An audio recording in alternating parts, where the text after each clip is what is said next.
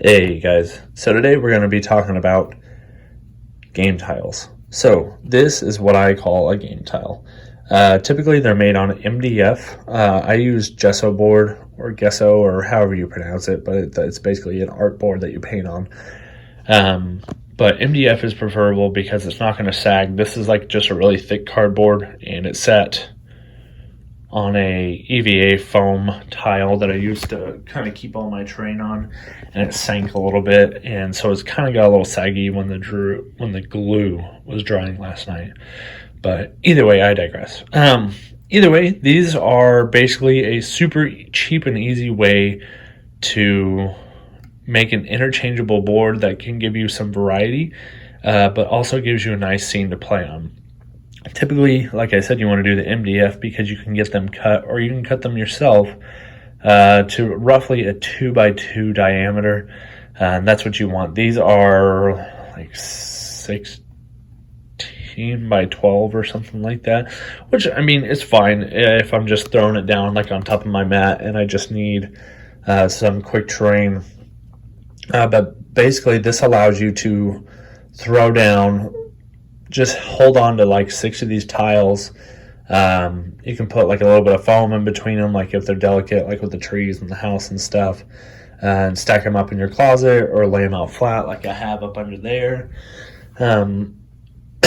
But either way, it gives you a quick way to just throw a couple of these out and you can immediately start a game. You don't have to adjust all your terrain and stuff like that because it's already pre-set up and ready to go. So you just throw them out on your board and you can stack them up against each other. Like you can have a farm here, and then maybe on this next tile over here you have like a road and some hedgerows or something like that. And then maybe behind the house you have some more grassland, but then a river, and then so on and so forth. And you stack them together and you can have a full-sized game board. But it's just a quick way to pop out terrain. When it's painted up and flocked and everything, it looks really good. And they're pretty cheap and easy to make. These houses are already owned. They were part of a game set that I got.